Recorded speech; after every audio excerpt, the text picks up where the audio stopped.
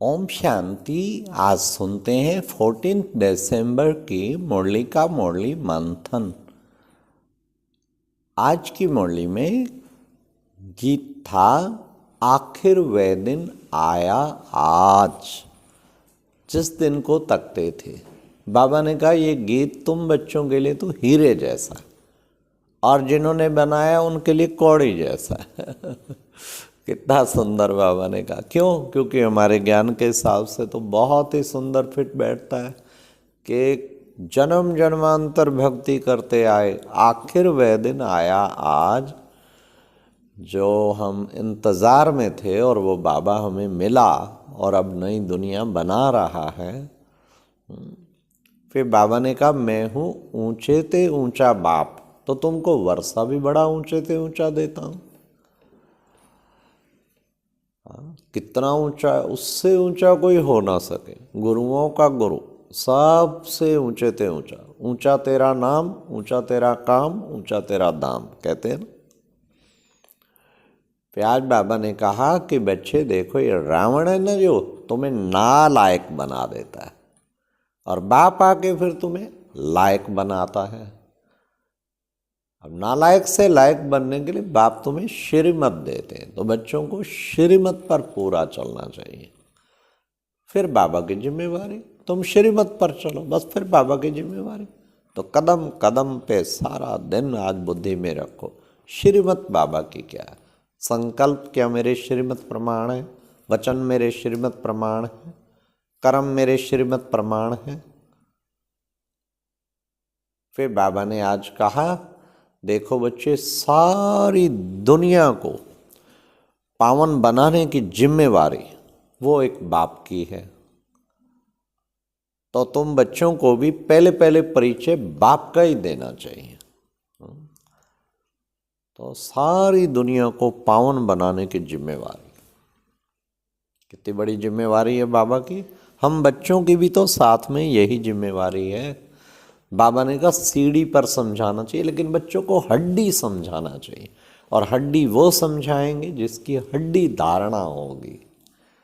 हड्डी धारणा माना ज्ञान की गहराई से धारणा जिसको होगी, ज्ञान की हर पॉइंट की, वो हड्डी समझाएंगे, माना दिल से समझाएंगे। और उनका तीर लगेगा, दिल का तीर दिल को लगेगा। आज बाबा ने एक परहेज बताई जिससे निरंतर योगी बन जाए। Hear no evil, see no evil, talk no evil, think no evil, do no evil. सारा दिन ये अटेंशन रखें, गलती से मैं इविल न सुन बैठूं, न देखूं, न बोलूं, न सोचूं, न करूं।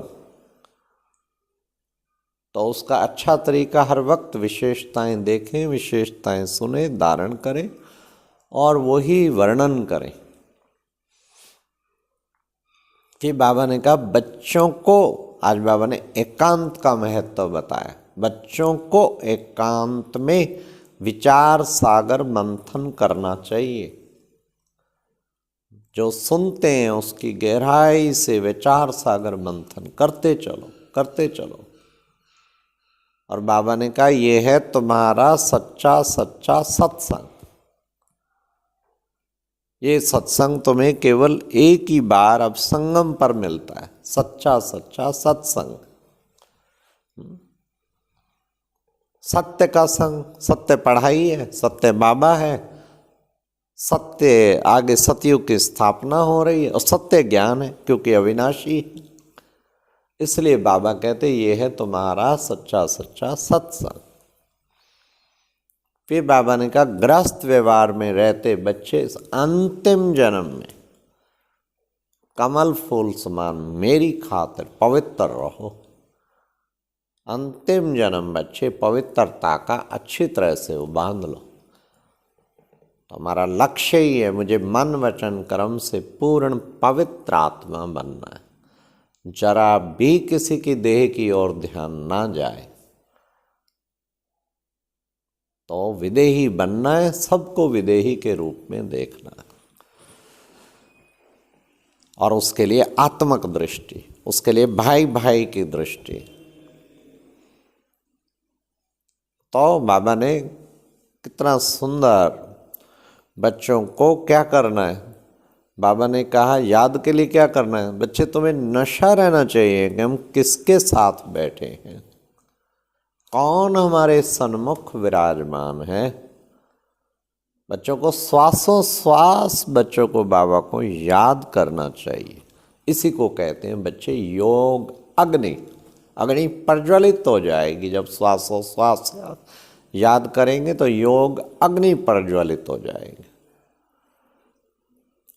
बाबा ने कहा निश्चय होना चाहिए। अब ये बच्चे कब्रिस्तान बनना है, सब मरे पड़े हैं, देखते भी नहीं देखना है, समुद्र उछाल करेगा, नेचुरल कैलेमिटी जाएगी, तो सब कुछ बच्चे अब ये खत्म होना है।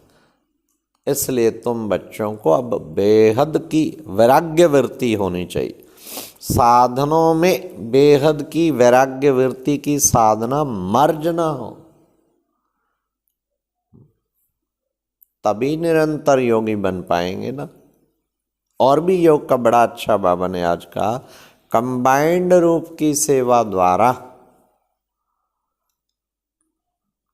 कंबाइंड रूप की सेवा द्वारा आत्माओं को समीप लाने वाले कंबाइंड रूपधारी भाव, बाबा और मैं कंबाइंड है, दुनिया की कोई ताकत हमें अलग कर नहीं सकती।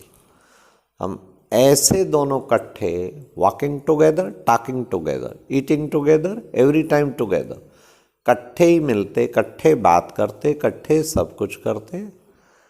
ये है प्यारे बाबा का आज का मुरली मंथन। ओम शांति।